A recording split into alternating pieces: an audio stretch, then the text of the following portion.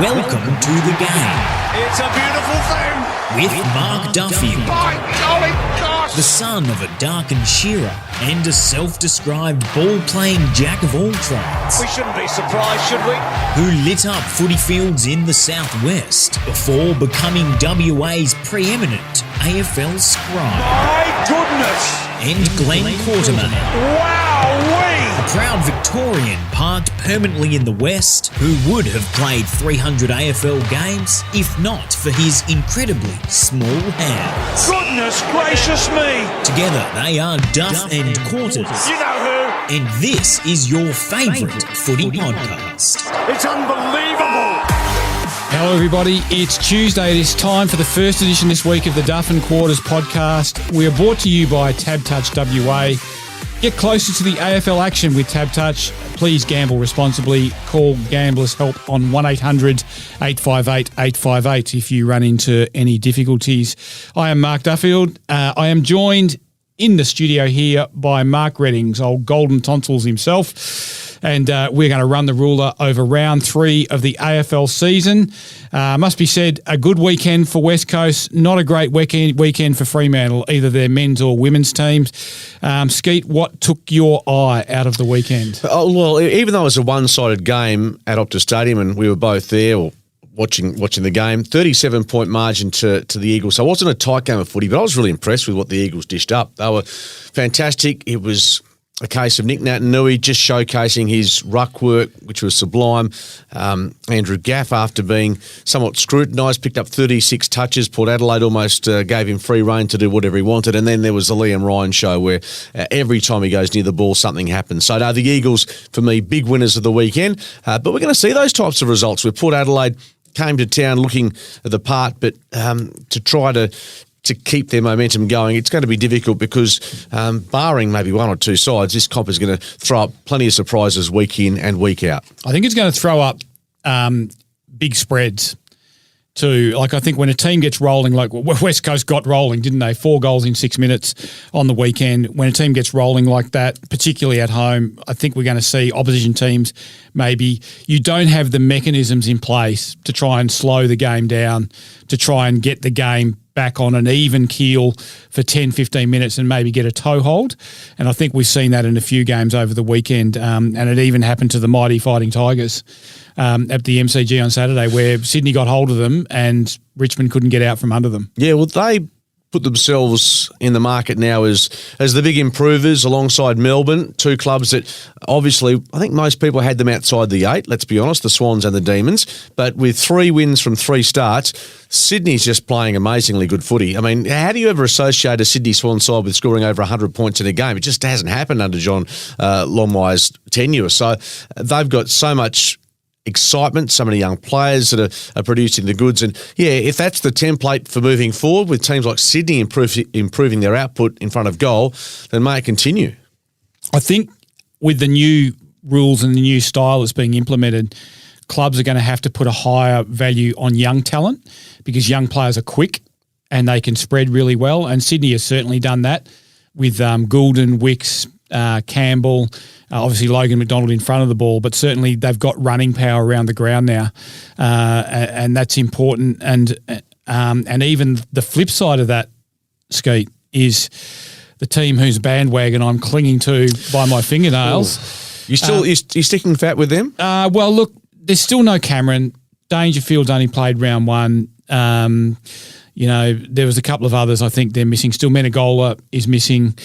So they're 3 or 4 off their best. So I'd want to see their best. They look slow, though. I mean, not slow. They look as if they need a bit more injection in there. I'd be trying to, if I'm Chris Scott, I'm trying to work out who my best kids are and I'm trying to get them in there. And I think every team is going to have to do that. I think they're going to have to work out who are your young kids that have got serious wheels and we've got to find a way for them to play because you need that injection of run around the ground, I think. And certainly Geelong lacks that at the moment. Got home by the skin of their teeth yesterday, but certainly not looking like the flag favourites I had them as at the moment. No, it is early days, though. Let's just put it into context. You mentioned the players missing, but also I think they're going to be more of a slow burn into the season, just given the late finish to last year. I think Richmond will be a bit up and down it's easy to say that in hindsight, but I think it might take some of these more seasoned clubs that have finished a bit later, just hold fire on ruling out or ruling in Geelong at the moment. But yeah, there have been a couple of question marks over them. Having said that, Brisbane have shown that their form is pretty sound after that round one hiccup. They're going to be about the mark, you still think, even though they're outside the 8 at the moment. And when you look at what the Hawks have done historically against the Cats, they're always competitive. So Geelong, certainly not bubbling with excitement about them, but I wouldn't be burning them just yet. So Collingwood-Brisbane to me is the sliding doors moment of the season so far. Brisbane loses that, they go to 0-3, and they've been pretty solid the last 2 weeks. But 0-3 it's a lot to come back from. To make the top 4, you've probably got to win 14 of 19 from there, which goes from being a very good season to an exceptional season, doesn't it? Really, Zach Bailey. I mean, who'd have thought that the guy that was denied the shot on goal the previous week gets to take the shot on goal, nails it and wins the game for his team? There is a footy god, there's footy karma involved, and even though I was willing Collingwood to hang on in the dying minutes of that one. You were dirty on this. I was dirty because I got a text from Skeet, Josh, I reckon 35 seconds after the final siren on this one. Because I could see this unfolding in front of my eyes. Now, I didn't have a bet on the game, but... You sure you didn't? No, I didn't. I can promise you I didn't. But every 50-50 when it comes to tipping, I get rolled this year. And there's another case in point. And I was so disappointed. Let's break this down. The vision I've seen in the last minute, Collingwood had the ball pretty close to right half forward, and it got out. And once it got out, there was like a gaping hole through the middle of Marvel Stadium where I know other experts have tried to signal that, guys like Pendlebury and Sidebottom were doing their role, but there were others that were completely defensively no-shows. And that's what happened. I know players are fatigued, and this is probably the reason why it happened, but Daniel Rich walked through the middle of Marvel Stadium. He's not the guy you want walking through the middle. No, with left foot just waiting to release, and he hit his target. So I would have thought there'd be a bit of frustration on that front, but also how does a bloke like Brodie Grundy dominate to such an extent in the ruck and the team not have a convincing victory? It just seems extraordinary that, well, there's a case in point that you don't have to be a dominant ruckman doesn't always translate to a victory, and Grundy's numbers suggest they should have won. You got to have two things, don't you, to have a dominant ruckman, a truly dominant ruckman. That is the ruckman who can get his hands on the ball and at least two midfielders who can read him. If you go back to, say, well, the classic case in point here is Nick Naitanui, and the ability of Luke Shuey and now Tim Kelly, I think, is starting to read him very well. They get very clear very quickly from stoppages. Go back to the old Fremantle setup with Aaron Sandilands and Nathan Fyfe. Basically, Fremantle were able to predict where Sandilands was going to drop the ball, and Fyfe would hit that point at top speed, 192 kilos, 192 centimetres, 95 kilos of midfielder, very hard to stop. So that's how you get a great stoppage crew up and going.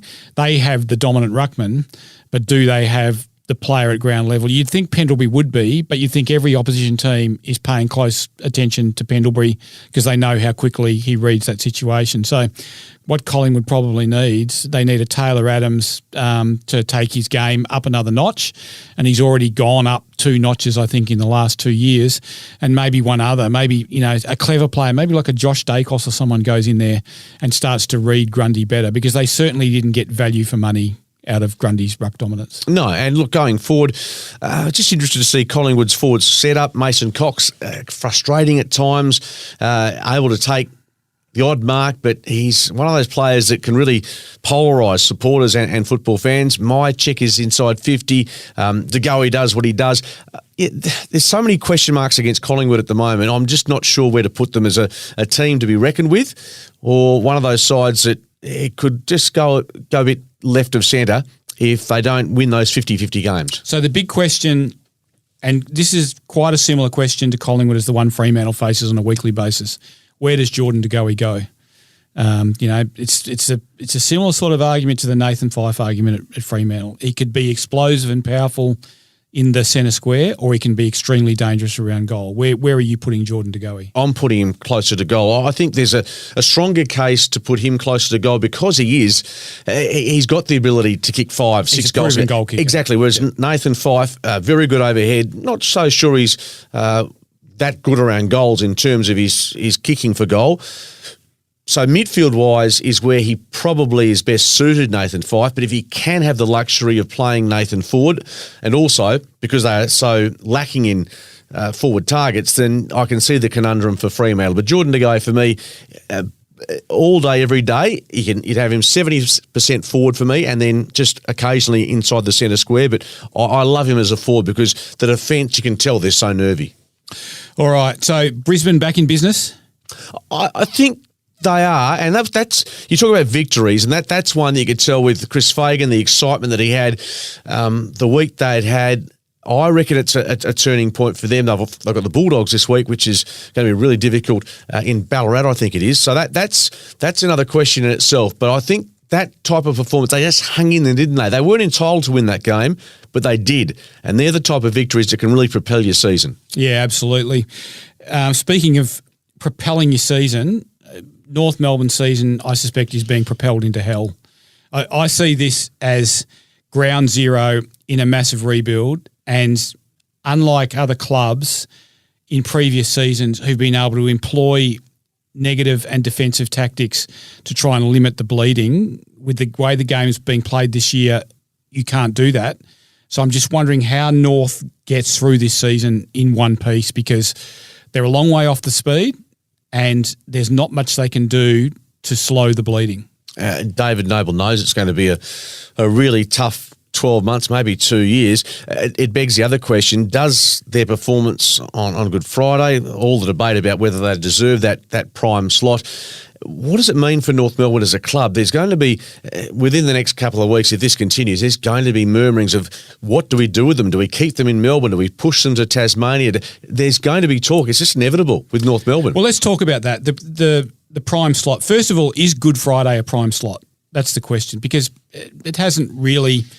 let's say a North Melbourne versus Doggies game should be probably if it's played at Marvel Stadium, probably should be a 40,000 game. What was there on the weekend? It wasn't 40,000. No, I wouldn't have thought so. And look, you can understand the numbers being down because of Easter, and that's a time where people go away, as opposed to, say, in Melbourne, they've got Anzac Day, which historically is massive MCG, and I don't think certainly the go-away factor for supporters is Easter as opposed to Anzac Day or the Queen's birthday in Melbourne.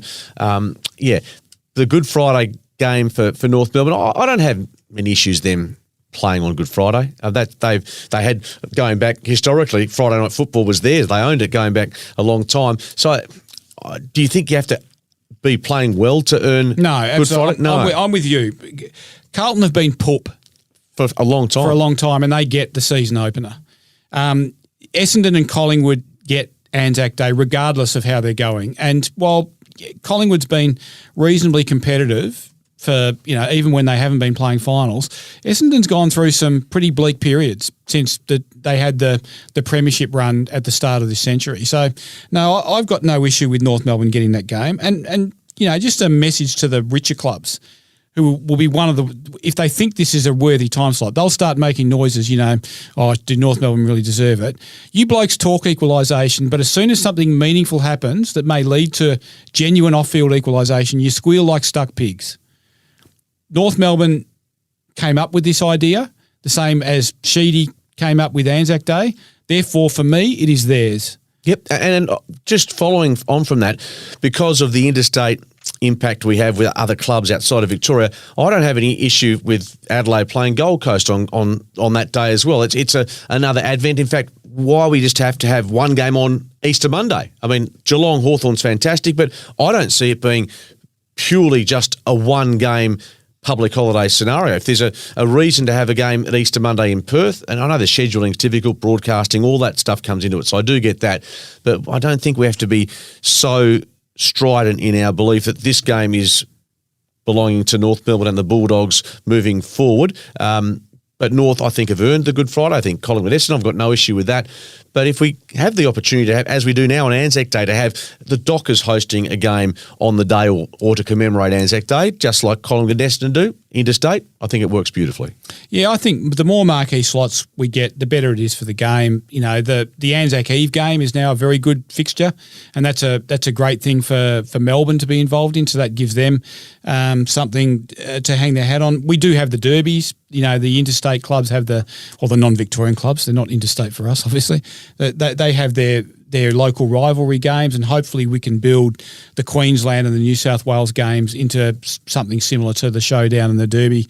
That would be a great outcome. But certainly those smaller Melbourne clubs like North Melbourne, like the Bulldogs, like St Kilda, we should be working to give them an opportunity to get a toehold in their market, I think. Absolutely, and whatever we can do, but given the way the NRL is tracking, and they're having a really good season with regards to the quality of their competition is terrific. Anything that the AFL can do to keep its foothold, particularly in the northern states, is absolutely critical, no doubt about that. Skeet, Gold Coast lost to Adelaide. It was a good game. It was a competitive game. They've now lost all their ruckmen. Yeah. Gold Coast does not have a ruckman. So who do they use this weekend against Carlton? Well, one of the interesting things I reckon is going to be there's going to be a mid-season draft. Who does Gold Coast target? If you were a locally based talent scout and you're looking at the players running around the waffle as ruckman who may have AFL traits, who would be the ones you would recommend to Gold Coast? In the WAFL? In the WAFL. Well, let's have a think about that, because we watched Subiaco play East Perth last weekend. I mean, they had a first gamer in putt playing for Subiaco. East Perth had a Zhang. So what about a Zhang? He's 23 years old. He's 196. He can jump. Very athletic. He did, and the only concern, it was a warm, humid day on Good Friday at Leederville Oval. He blew up pretty early, so whether he's got the engine, the tank to go to the next level under those circumstances remains to be seen. So I wouldn't say no, but I'd be concerned about that element for him. Across the competition, just off the top of my head, there's not a lot of young ruckman coming. So what through. about Corey Galt, for example? He's been on a long time ago, yeah. Collingwood's list. I think he's 28. He's 200 centimetres tall. Still playing very, very good football at waffle level. Is he up to going up a step? At a stretch, perhaps, but I think that's why the mid-season draft is there. Only if you're really desperate, I think, would you go down that path. Okay, I'll throw a couple more names at you. I was a bit surprised there wasn't some interest in Zach Strom. Now, he's a forward ruck rather than a ruck. And he's the player, and he's not really a ruck for talking Gold Coast, but he does present that really interesting dynamic, as you say, in the grand final. Probably a bit unlucky. Not to win the Simpson medal. Not to win the medal, but that's an argument for another time. But he does give you that forward presence, but also can pinch hit in the ruck. So I know that clubs had spoken to him or certainly inquired about him. Whether that's where it ended for the rest of his career remains to be seen, but I wouldn't discount him moving forward on that basis. But as a ruckman, I'm not sure you'd be recruiting him on that basis alone. Okay, well, I'll throw one more name at you. Luke Stranatica had 43 hit-outs, 19 disposals and kicked a goal. For East Fremantle? For East Fremantle against Peel. Is Luke Stranatica a player that, in your view, has AFL traits? Well, how long was he on the Dockers list? He was on for a couple of years. I was a little bit surprised they didn't go another year, given their dearth of tall players and given that he was young, he turns left. Turning left helps, it creates a bit of time and space for you. And he just, 203 centimetres, which is AFL key position or ruck size. I thought it may be that his athletic traits weren't good enough, and I think that was a problem for him at Fremantle. They wondered whether he would ever have strong enough athletic traits to make it in the AFL. But I don't know, maybe he's worth a shot. Yeah, so we're talking about the Gold Coast Suns. They're in a real hole with their ruck situation. Let's forget the waffle scenario, because at the moment there's no real standout on that front. But who is the player that could jump up for the Gold Coast and pinch it? Is there a player? Well, you're either looking at a bloke who's tried and failed, aren't you? Or not so much failed. So take a Sam Jacobs, for example, who came out of the system at the end of last year. Basically, Sam was an exceptionally good player for Adelaide over a long period of time, got superseded by Riley O'Brien, and has really struggled at the GWS Giants to make an impact last year. So is he a year further on and without an AFL preseason going to get it done for you? Zach Clark, been playing football in Darwin, I think. What sort of nick is he going to be in, and is he going to get it done for you? Didn't get it done at Essendon, No. the last opportunity he got. So I reckon someone from the Waffle or Sandford may be as good a good a prospect as you're going to get. I'm looking through the list, the team that played last week. I mean, Jared Witts. What has he done, Jared Witts? It's some form of knee. So it's long term, essentially, on that basis. He may not play again this season. Well, there you go. So that'd be massive. There's no. I mean, Sam Collins plays defensively, and So I think they ended up with Chris Burgess in the ruck in the last quarter. yep, and he finished with, well, I guess in terms of numbers, 7 kicks, 5 marks, 2 handballs. But how many hit-outs? Yeah, I'm just getting there. 8 hit-outs. Okay, well, which that's- is not tragic, but yeah, they're a bit of a hole in that front. And I'm just looking through. There's no one on the list who played on the weekend who you think would be possible, but that becomes it's a fascinating game. Gold Coast Carlton up at Metricon. I'm still buoyant on the Gold Coast. I think They've been strong and competitive in every game they played. Haven't absolutely. So, but your point is very good about even though we've just said how little difference it made Brodie Grundy with his numbers that Collingwood still couldn't win, but it could be a real issue for the Gold Coast going forward. All right, Essendon versus St Kilda. We love the fact that Alec Waterman played. We love the fact that he kicked a goal. As I said in my dozen on the weekend, if you didn't feel a little bit moved when that happened, you might have wanted to check yourself for a pulse, I think. As we know, being quite familiar with the Watermans and knowing what he went through, I think that's a great story. The flip side of that story out of that game is St Kilda. Where is St Kilda at right now? And we only talked a couple of weeks ago about how courageous they were against the Giants. Now, the Giants' form subsequent to that hasn't filled us with much optimism about what they're going to do in 2021. So maybe that was a false dawn for the Saints. Their energy levels the following week against Melbourne, they were completely shut down through the midfield by the Demons. And then against Essendon was an even poorer effort, I thought. They just looked so lethargic. And you have to wonder, there's a chance Ryan Marshall will come back this week from injury. Paddy Ryder's back at the club. Bradley Hill, though, an example, regarded as one of their better ball users, he just looks as if it's just gone south in a hurry for him. There's just so many players in that team that are playing below their expectations. Isn't the fact that Brad Hill, or isn't the rumour that Brad Hill is an elite ball user a bit of a myth, though? I remember when he won the best and fairest in his first season at Fremantle, and he ran his backside off that year and created a lot of 2-on-1s and that sort of thing. But he also wouldn't have hit sand if he fell off a camel ski that year. And when he won the best and fairest, I thought it was more of the same of the Ross Lyon attitude that, take territory and don't worry too much about the finer points of how you take the territory.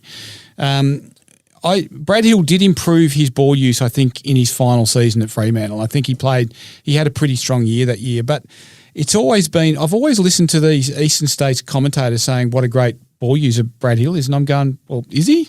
I've seen a fair bit of Brad Hill, and I'm not sure that he's that anyway. No, but I think there were times even watching the last couple of weeks where you thought, surely Brad Hill is better than what he's dishing up here. He was missing targets 20, 25 metres away. So that was... He will be in the last year of his contract. He'll be better.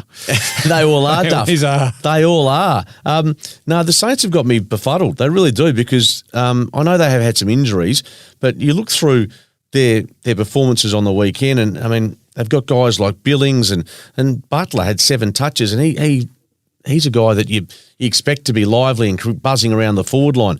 I must admit, he bobbed up late in the game, and I thought, he's playing. Yeah. It was like that. Absolutely. Brad Crouch, first game in, 15 touches.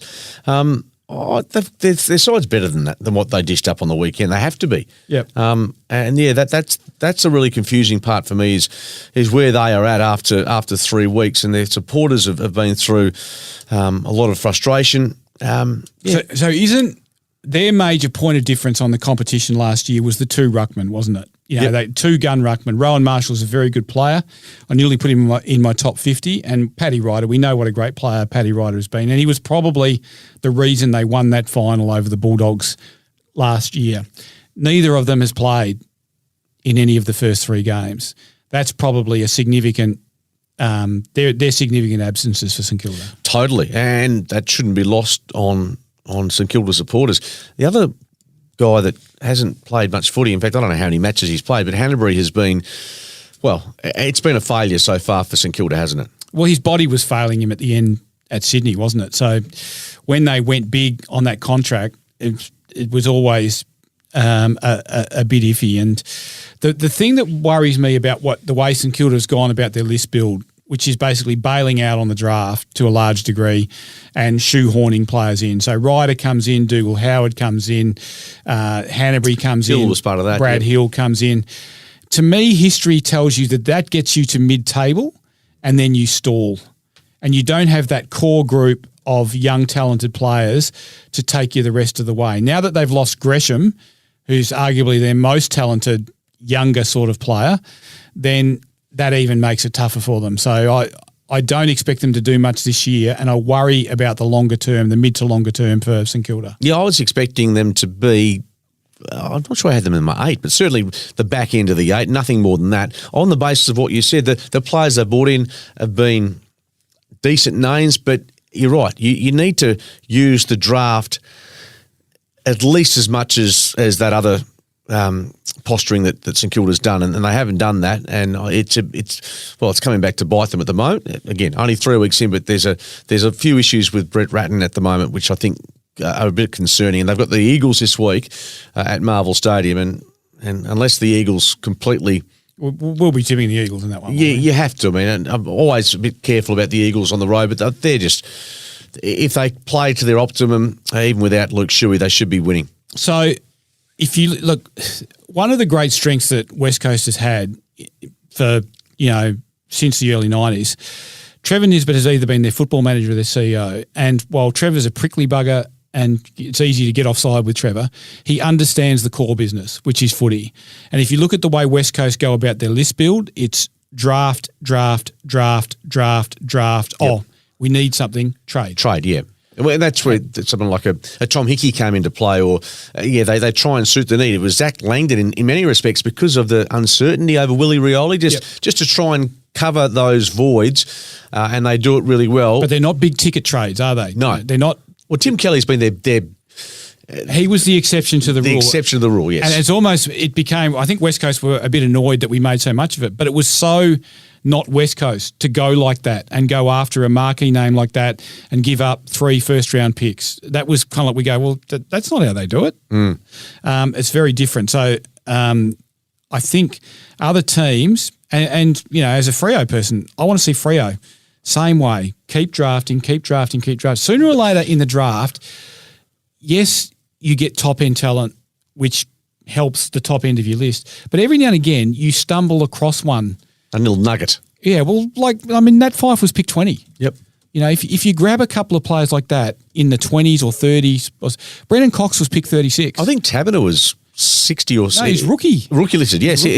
There are cases in point. I think Fremantle have been more prone to bring in your Colliers and your Conkers and your Aces, etc., which, look, I don't discount the reasoning behind it, but I still think you've got to have, as you said, most of your eggs in the drafting basket. So you talk about, I reckon there's 4 or 5 players on Fremantle's list in their best 22 at the moment. And I'm going to go back to early 2019, and Mark Hutchings, who was a journeyman footballer for West Coast, he just played the best game of his career probably. He tagged Steel Side Bottom in the grand final, was a key to the West Coast victory. And we interviewed him at Subiaco Oval. It was just before they made the shift to the new facility at Lathlane Park. And we talked about his place in the team.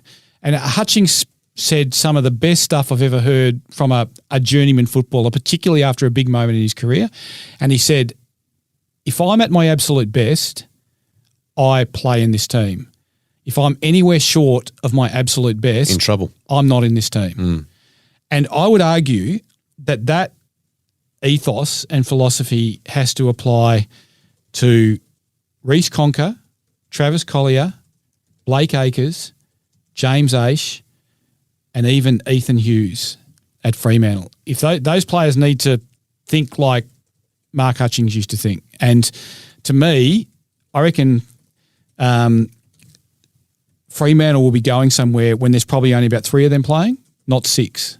Because I'd throw Lockie Schultz in with that as well. And when I looked at Fremantle's performance on the weekend, I thought to myself, that 6 has to become 3 somehow. If you go through West Coast 22 in any given week, I reckon you'll find 3 players a bit like that. But you'll never find 5 or 6 unless they are seriously dealt blows by injury. Yeah, and I put Stefan Giro in that same basket. I mean, when he's there, you know, he brings you energy and the forward pressure, but you can't have too many of that type of player where you're not comfortable with into a game what they're going to dish up. Yep. And Reece Conker's an outstanding person. He's part of their leadership group. I understand why he plays. Yep. He did a great job on Toby Green the week before. So there's his value to the team. But 2 or 3 times a game, you'll see Fremantle, they're halfway out and they'll get to between the pocket and the flank and Reece will get the ball and there's a guy on the 45 inside him and he won't take that kick because he's worried about his ability to pull that kick off. And every other team has a player that will take that kick and get him out and get him going. And when Reece takes the kick, it goes long down the line or short down the line, and then you've transferred a problem as to how you get out. The other team gets set, their zone gets set, and it makes it so harder to move that ball. Is Nathan Wilson the player that does take that type of kick, though? Well, I think the thing about Nathan Wilson, he gives them some carry and he gives them a long kick. So if nothing else, he can go over the zone if he's playing well. Now, Nathan Wilson needs to play better than he's played consistently for Fremantle. But I thought at the back end of last year, Nathan Wilson started to play the sort of game that Fremantle needed him to play. A bit slow to get going this year. Hopefully he does get going. He has, to me, more upside than some of those other players. We're talking a bit about St Kilda, but of course they play West Coast this week. And one guy who I'm still not sure what his best role is, but Jarrod Brander played probably his best game for the club on Saturday night, kicked his first ever goal at AFL level. Not sure. Having spoken to Will Schofield, I said, is he a forward? Is he a mid? And he's such a good-sized athlete, but I'm not sure Adam Simpson's quite convinced as to how to use him on a long-term basis. I think they know what he is. They just can't play him there because they've got too many. Jarrod Brander was recruited as a centre-half forward. I spoke to the recruiter who's discovered Jarrod Brander last week, and he said, mate, he's a centre-half forward. And he said he's a very good centre-half forward. But he doesn't play centre-half forward at West Coast. I mean, they've got Jack Darling, they've got Josh Kennedy, they've got Oscar Allen who's playing as a backup ruckman because he can't play as a power forward consistently. That's Jarrod Brander's problem. If I'm another club, I'm keeping a very close eye on how many games Jarrod Brander gets. He's still only 22. He's 195 centimetres tall. He's got a big tank, which is why they're running him around the middle. He's got good skills. He's good at ground level. I'm keeping a very close eye on him, and I'm asking the question of West Coast at the end of the year if I don't think Jarrod Brander's played enough footy to keep Jarrod Brander satisfied. Yeah, and I suppose the good news for the Eagles on the weekend is that they had Nathan Vardy go back and play for their reserve side. I think he kicked 4 goals. Isaiah Winder, 5 goals. I've only seen a little bit of Isaiah, but that's the small forward spot until Willie Rioli returns, and we're expecting him to come back and make an impact. But there's still a little bit of a hole there. Petruccelli hasn't quite wrapped that up, nor Zach Langdon. So there's an opportunity awaiting for some small forward to come at West Coast. So Petruccelli has AFL pace, and if he gets out the back, good night. But the game has to come to him, doesn't it? He can't find the game. Do you know what I mean by that? Some players are smart and they know where to go. Jack doesn't know where to go. So the game needs to come to him. It almost needs to drop in his lap. And then suddenly he can do something because he's quick. He kicked a goal on the weekend where he got out the back. It was a very generous handball from Jack Darling, I think, that got him in that position. But yeah, certainly. I thought Winder was a great pick for West Coast. What is he? I think he was in the high 50s. I think. Yeah, it was late. Well, they did everything early, so it was always going to be late.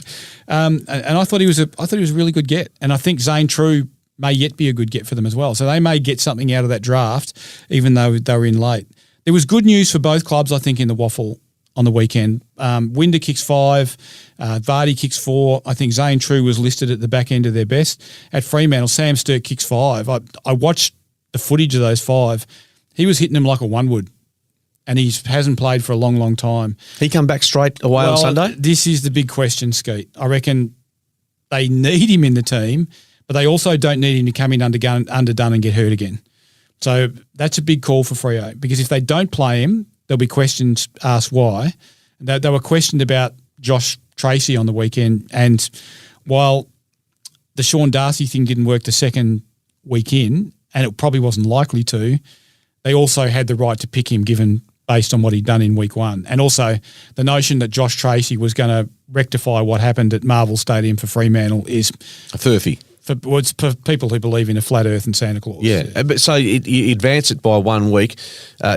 Given that Nathan Fyfe, I think, will come back into the side. Yep. He's training well enough, we believe. Is there a case for Tracy to come in? Is there room for him to come in? Does Sturt, Tracy, do either or both find themselves in the squad come Saturday night? I'd be tempted to go with Tracy. I'd be tempted to, and this is me eating some humble pie here. Tracy forward, second tall alongside Matt Taberner, Fyfe back to the midfield this week. But horses for courses. You're working what would look best for Fremantle this week. This week, yes. Yeah, and I think that what we saw on the weekend at Marvel Stadium against Carlton was the flip side of the Fyfe forward argument.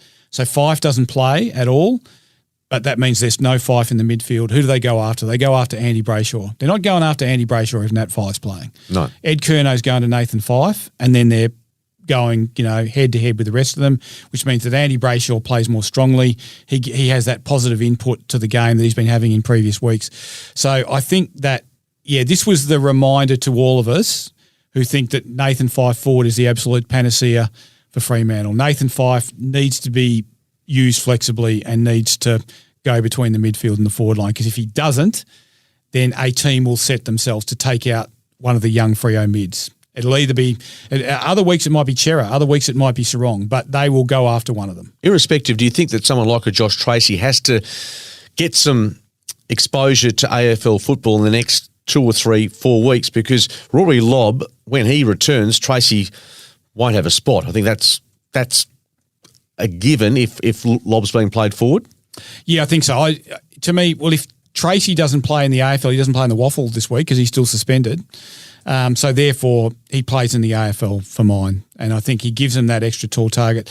The disappointing thing for Fremantle at the weekend, it wasn't really what happened forward or back, because they were one tall short in attack and they were one tall short in defence. So they were always going to be struggling. To me, the most disappointing thing was that at halftime, they were getting walloped in contested possession. They were getting walloped at stoppages, and I think inside 50s were 2-1 Carlton's way. I think it was 36-18. That was the problem.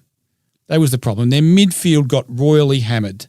So if I'm looking at how to fix that, I think Tracy plays as a forward. I think Lloyd Meek may need a spell. I think he goes back to the Waffle. I think Sean Darcy goes back into the ruck. He was their nominal number one ruckman at the start of the year. He should be again now. So he plays in the ruck, and Nathan Fyfe comes back, splits his time between the midfield and forward, but the minute the alarm bells go off in the midfield, he's there.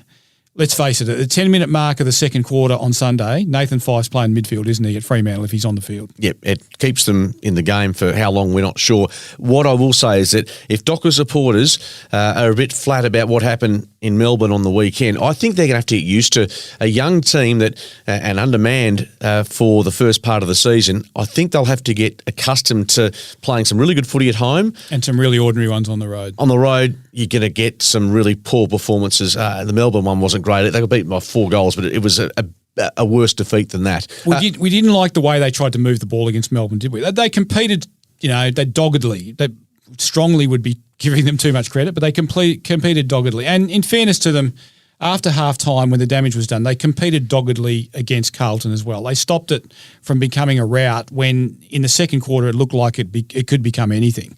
So, they get some credit for that. There's a bit of character shown there, but I do want them to thin out the middle of the rotors at the bottom end of the 22, and that comes with getting some quality players back. I think the Sturt one, which you raised the question of does he play this week, that's a really interesting question, because is he 1 week shy just yet? Give him another week in the Waffle, make sure that everything's sound, it doesn't matter so much about his performance this week because he's got AFL traits.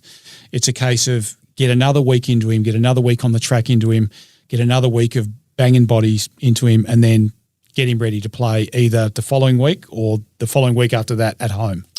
A question quickly, without notice.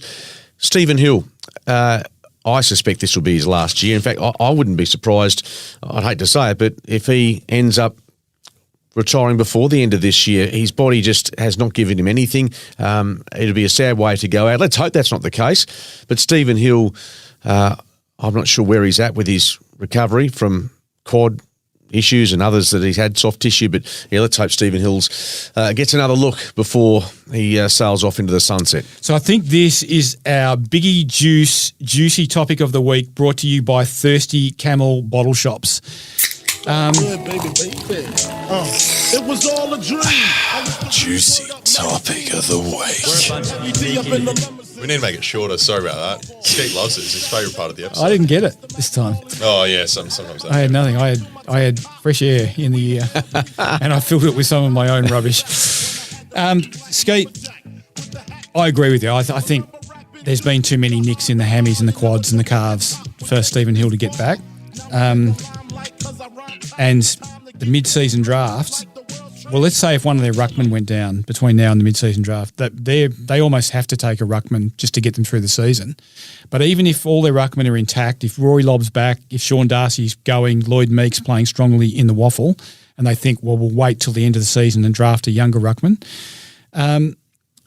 it may be an opportunity, particularly if they're still looking a bit shy midfield and they're thinking, well, you know, we want to play Nathan Fyfe forward, but we also need him in the midfield. Maybe it's an opportunity to look at another midfielder. You know, if there's someone really flying in second-tier footy, maybe you can find someone that has the AFL traits of a Michael Frederick, who they found out of the SANFL.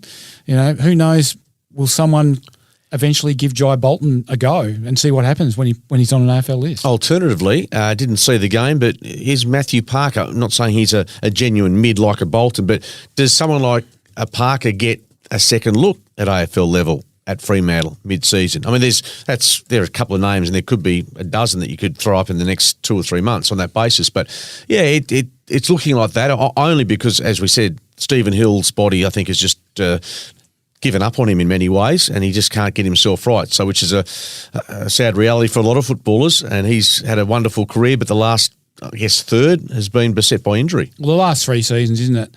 I wrote my column for Monday's paper on players that I called Ferraris, and Hill was definitely a Ferrari, one of the most explosive players on the Dockers list, one of their best runners, glides, one of their best ball users. Luke Shuey's similar. You know, they're explosive, and so when things start popping and snapping and twanging, they tend to keep popping and snapping and twanging. Steve Rosich once told me that Stephen Hill was the second most explosive they'd ever tested at Fremantle. The most explosive was Harley Bennell. Wow. Another player who snapped and popped and twanged. And you know the comparisons we always make between Stephen Hill and Daniel Rich. Well, they've been written ad nauseum over the years, and I think Brisbane gets a win and Fremantle gets a win. No question about that, although Daniel Rich is still playing footy. So the Lions more than happy with how that turned out as well. Yeah, what you want when you have a top 10 draft pick, happy to have everyone have the argument about who's the better player. As long as you can have the argument. As long as you're in the argument. Yeah, as long as you're in the argument. And Fremantle is definitely in the argument with Stephen Hill. But you don't want to be in a position where, say, Hawthorn were in with Mitch Thorpe, or, you know, one of those guys who barely played, and basically there were players all around them that became very good players. So I think that's the key. I think Stephen Hill was a very brave and very good draft pick for Fremantle. But I think this will be his last contract. And, you know, Luke Shuey has got work to do to show that he's still sound, because what's he had? He's had a calf and 2 hamstrings. Yep. This year he had hamstrings. I think Xavier Ellis was saying on the call on the weekend that he'd had 7 or 8 soft tissues over the past 12 months. That's a lot for an explosive athlete. Yep. And I think it's not too big a stretch to suggest that if the Eagles can have Luke Shuey back healthy and Elliot Yeo 70-80% fit by the time the whips get cracking. I mean, this team's got premiership DNA scattered over it. It's just a question. I think you do need those 2 players playing a role for them to be right in the mix against the upper echelon sides. Well, look at the difference in West Coast rounds 1 and 2 without Luke Shuey, round 3 with Luke Shuey. And I think he's a key. Elliot Yeo I saw train with the main group, the reserves, but they was with the main group, not doing rehab training on the weekend. I didn't like the way he was running. Long way off. Yeah, I reckon they need to go slowly and carefully with Elliot Yeo. And then with something like osteitis pubis, at any step in the ramping up, you can have a setback and you've got to go back down again. So he's a bonus for them, not a given, I would say. Is there a chance that Elliot Yeo does not play AFL this season? Oh, God, look, I reckon that's a big call. I think it's far more likely that he plays. But back end of the season. I reckon what you want to see from Elliot Yeo is that by the end of the season, whether he's playing or not, or whether he's playing well or not, I think he'll be playing no matter what he's doing, that he's pulling up well and he's in a position to go forward and have a strong preseason. And then I think Elliot Yeo will have 2 more good years in him, but you could easily end up with a vastly diminished player if you push too hard too quickly, I think, with Elliot Yeo. And not being medically trained, either of us, the argument has been, why didn't he get surgery when they had the chance? And all that's been debated, I'm sure, by higher. Well, the flip side of us. the flip side of this is Michael Hurley. Michael Hurley went in for surgery. I can't remember what it was for. He gets an infection. So this is why they're so reticent. Yep. These are guys that are stretched. Their immune systems are stretched because they're training so hard. They're on the red line. And they go in there, they get an infection, and then Beau Waters with his shoulder, another, infection. Joel Hamling with his ankle, an infection. It does happen a little bit more often to AFL players than it happens with other people because they finely tuned. They're stretching their bodies. So this is why surgery is absolutely the last resort with AFL clubs, and good on them, I reckon, for doing that. It's putting the health and welfare of their players ahead of, let's get him back out there as quickly as we can. Yep, no, it's a fair call. And as you say, we as Adam Simpson declared, they're a bit like thoroughbreds at times, and you have to keep them monitored to that degree. They're not like you and I, and they do need to be carefully managed with regards to their health. So Elliot Yeo and Luke Shuey, hopefully we do see them back playing some decent footy before the end of the season. Well, they're trained up to the hour. You and I were trained up to the midnight hour because that's when the lights would come up at the pub and we had to go home. Yes, well, I am sitting in quarters seat where sometimes he'd just sit and he'd be asleep at the bar. That's why we love him, and he's part of our Duff and Quarters headline act. All right, let's get on with everybody's favourite segment. It's a big Hello Newman. When you control the mail, you control information. Josh's mailbag. Welcome back, guys. Welcome back, Skeet. Thank you. We've been loving our forced contact over the last couple of months. We're working quite Yeah, haven't had much choice, but it's been good to be just talking footy. I mean, the only thing we're missing is having a steak sandwich and a couple of bevies. Yeah, for sure. Yeah. It's like having 2 of the 3 tenors alongside me. I've got a face for radio, but not the voice for it. You guys have at least got the voices for it. Yeah, not a head for radio, Joshy, but we push on, don't we? Yeah, we push on. Some great questions this week. Thank you for all those that entered last week for the carton. We had to give it away in the end, and we don't have any for ourselves at this time anyway. So we'll let you know when there are more promotions going around. Quick one for you guys from Sam Reed. Hey guys, are there any rules or restrictions about players dining out in the week or before a game? Just a quick thought. What if food poisoning strikes? Is there anything that teams generally have a team rule or anything that you know of? I don't think team rules as such. In fact, I think a lot of players are quite superstitious about the night before, for instance, the carb loading, the pasta, etc. But it is a far cry from some of the stories I heard going back 20, 30, 40 years ago to what, the fish and chips, for instance. Matthew Richardson said that Kevin Bartley used to have that, or those types of players used to dine on stuff that you just wouldn't go near in 2021. The great Stephen Michael used to eat 2 meat pies for lunch before he played at 2:30. 2 meat pies? 2 meat pies before he played at 2:30. Of course, we had Peter Sumich, John Worsfold, Guy McKenna used to go to the airport together, used to stop in. Hungry Jacks on the way through, get the free burgers for their sponsored product and jump on the plane. Yep. Yeah, it took a while for pasta to take off as a pre-match carb load for. Yeah, pasta's been phased out now. I feel like it comes in waves, doesn't it? I don't think there's a rule per se. I think, if Mark Duffield, Mark Reddings are playing on Sunday and we wanted to go down to a restaurant, obviously that's got the pasta or whatever suits your your dietitian's needs. And I don't think there are rules per se, and I don't think that there'd want to be rules, would there, in that sense? So at South Bunbury in 1984, Skeet, Oh. the Friday routine was to train at Hands Oval, go upstairs and eat, and they had great steak and salad and great fish and chips and salad. We would drink water in the rooms. We would then drink squash for a couple of hours. We'd then have a couple of beers. We'd then go to the Bustle Motor Hotel where a band would be playing. We'd drink beers till about 11 p.m. and then we'd shift to spirits.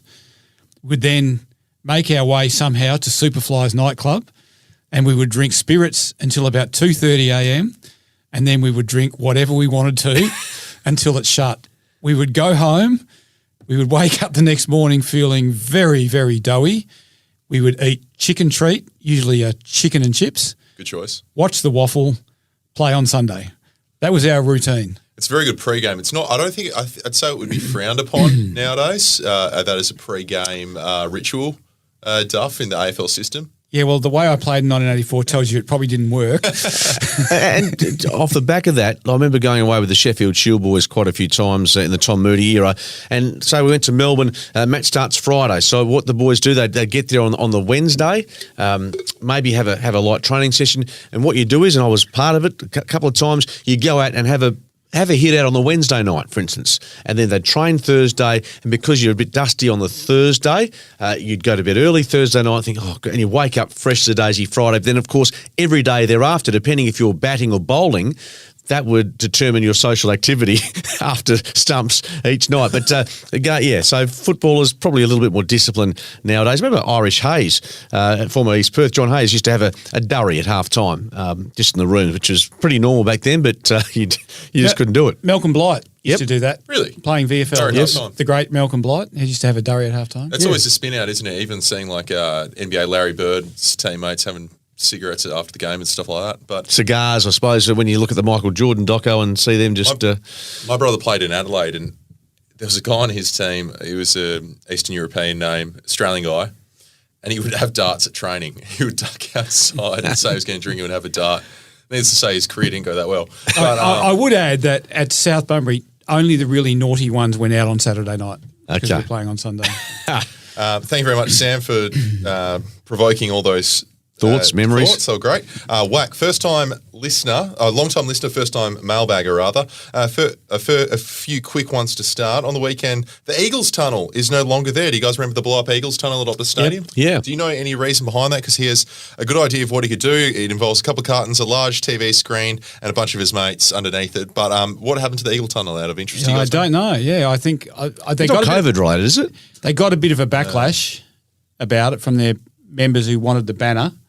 Oh, righto. Not the tunnel. So they've started doing the banner now. No, they're not doing either. No, but the banner might be related to allowing cheer squad members on the ground because of COVID. It could be COVID. It could be that as well. And you obviously to blow the tunnel up, you need people on the ground as well. So it may be they're limited to who can be on the arena. Totally. Okay. And then staying with Whack, I went to the Eagles game on Saturday, thoroughly entertained, flying Ryan's hanger, some fantastic goals. And off the radar, I watched closely Jermaine Jones. Although he didn't have much of the footy, I like the way he moves on the ground and seems to find the right spots, move his body well, and doesn't shirk in the contest. What did you guys make of Jermaine Jones' addition over the last couple of weeks? So Skeet, he's ahead in that. We believe that there's a vacant small forward berth, particularly until Willie Rioli returns. Jermaine Jones is in the pole position in that one, isn't he? He's ahead of Langdon. Yes. Ahead of Petruccelli. Yes. Which only leaves really Rioli to come back in potentially. So no, I've liked little flashes of what I've seen of Jones, and there was, as our responder said there was elements there. You thought, he gets to the right spot. He's got enough wheels to cause issue for defenders. So no, I'd be happy to see him get an extended run in the league side. And turns left, which I'm big on. The turning left. Yeah, well, everyone leans right. Right, so then everyone get used to defending it that way. Yeah, it's just, most people are right footers. Everyone subconsciously just sags a little bit that way, and left footers tend to have more time and space as a result. What foot did you kick with? I like to say both, but it was mainly right. But I used to turn left. I notice you're a left-hander, as I am, writing, but I kick with my right foot, throw with my left arm. So there's a bit of, mismatch there, unfortunately. I used to turn left because there was always room to the left. Okay. And I was a reasonable kick with my left foot, so I was able to, mind you, if I'd have been anywhere near AFL, they would have said, Duffield, stop using your left, get back onto your preferred. Thank you very much. Hit your target. Just quickly, speaking on South Bunbury are broadcasting the Southwest Football League this weekend, so make sure you subscribe to that if you are a Southwest Footy League fan. Heading to Freo now, guys. Love your podcast. This is from Mitch Hughes. My question is in relation to defensive coaches and the sustainability with the current game. Obviously, the rule changes this year have seen higher scoring, open games. Justin Longmuir's appointment, given his defensive reputation and style as Dockers coach, looks less suitable now with the rule changes than it did last year. Adding to that, does it also make Ross Lyon's appeal to a team as an appointment also less appealing? Yeah, I reckon. So I think the key with Justin is to build the right assistants around him. One of the great appointments this year has been Don Pike at Sydney as an assistant coach. They were a renowned defensive dowdy team. Don Pike had shown what he could do offensively with Adelaide in 2017. So I think that's a great appointment. And it may be that at some point Fremantle looks to make a similar appointment to complement Justin. The problem with with Ross is Ross never allowed anyone else to have a say. So he was Ross the boss in name and dictatorship, nature. yes. I think another case in point is Alistair Clarkson. Yesterday at the MCG, Hawthorn doesn't have the team that obviously they had going back in their halcyon days, but as part of the evolution of this Hawthorn side, I think Clarkson is making sure he gets the defensive element as close to perfect as possible, more stoppages, etc., etc. It keeps you in games longer if you can restrict your opposition to lower scores, and that's exactly what happened yesterday. So I'm not sure. I mean, coaches, if they're good enough to adjust to the rules, then they will. And I think Justin at Fremantle, going back to him, his first role was to try to make sure that defensively they were sound and build from that. They've done the first part of it, albeit with some concerns over personnel availability.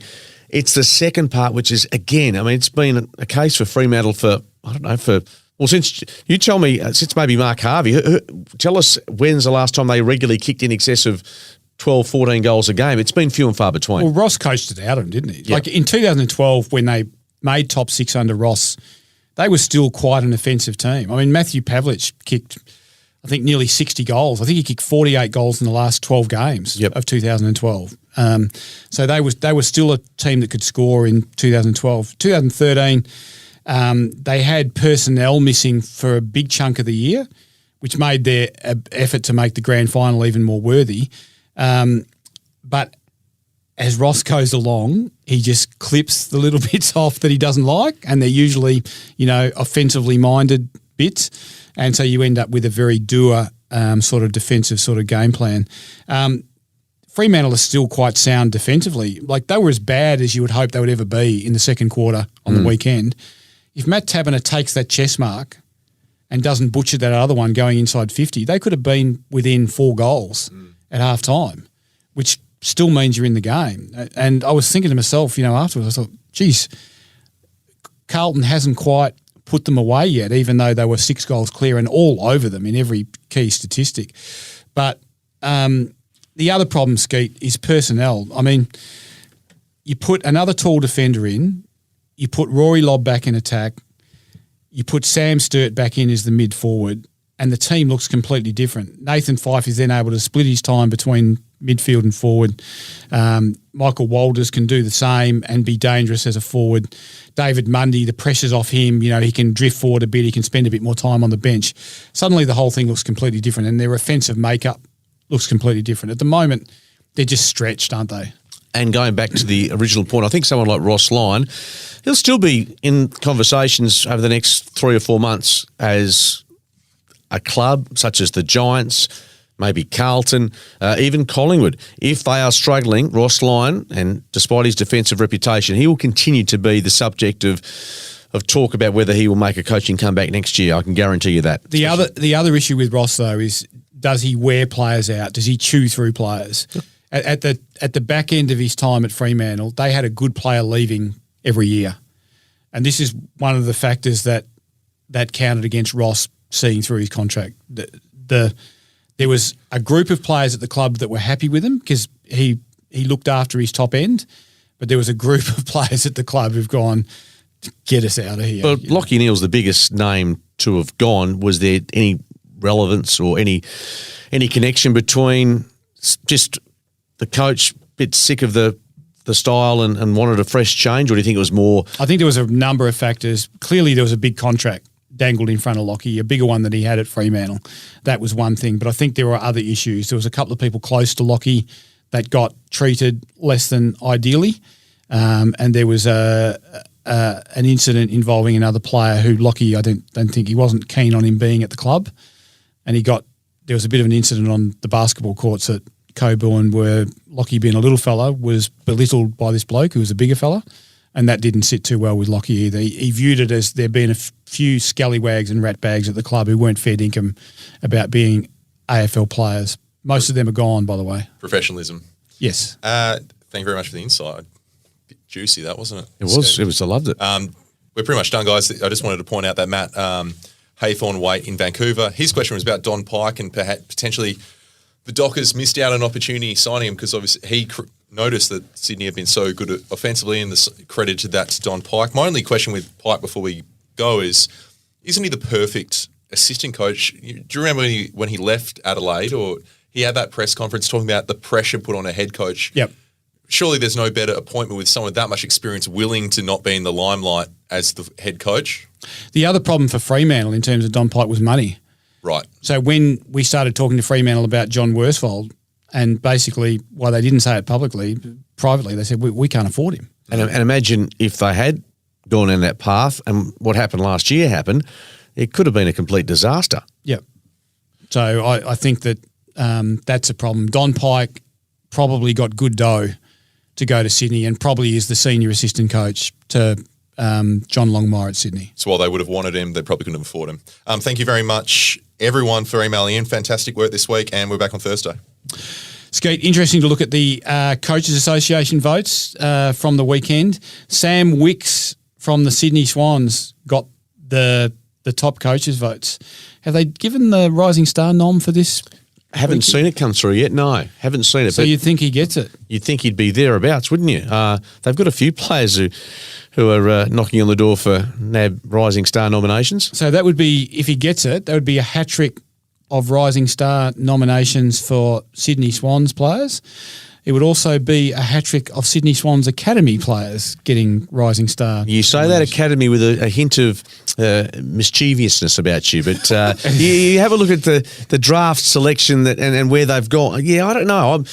I don't mind them having the Academy. I absolutely accept that it's good for footy. Absolutely. And I think that hopefully the Giants and the Suns and the Lions get similar traction from it. But if you're sitting in the rest of the competition and you're looking at the Swans with 6 Academy players running around, and there's Heaney and Mills and Blakey and Wicks and Campbell and Errol Goulden, then you're thinking, geez, we'd like a bit of that. And you're lucky that Eddie's still not at Collingwood with the COLA and the debate over the extra living allowances. And these subjects only come up, Duff. In fact, you wouldn't have brought this up if the Swans were 0-3. I can guarantee you. Of course I wouldn't. we're great in hindsight, us media people. Just for local people, Nick Nat got the 9 votes in the Eagles-Port game, Luke Shuey 8. And in the Fremantle-Carlton game, I think Harry Mackay got 9 and Liam Jones 8. I don't think we'd argue with that. And obviously Walsh and Cripps following on from that, which basically told you about the midfield dominance. Thank you for joining us today. We'll be back on Thursday. We'll be running the ruler over the next round of AFL fixtures. We have been brought to you by Tab Touch. Get closer to the AFL action with Tab Touch. Please gamble responsibly, and please call the Gamblers Helpline on 1-800-858-858 if you run into difficulties. You're a fan of the podcast? Why don't you send a message to Josh's mailbag? Have you figured out how to fix footy? Are you trying to settle a debate with a mate? or maybe you just want two of Australia's most experienced footy journalists to turn their attention to an AFL issue of the week. Send to the mailbag at josh.garlep, that's GARLEPP, at wanews.com.au. And also remember to like, subscribe, and of course, tell your mates so we can make this as big and as good as possible. Thanks for listening. This has been the Duff and Quarters podcast on The Game.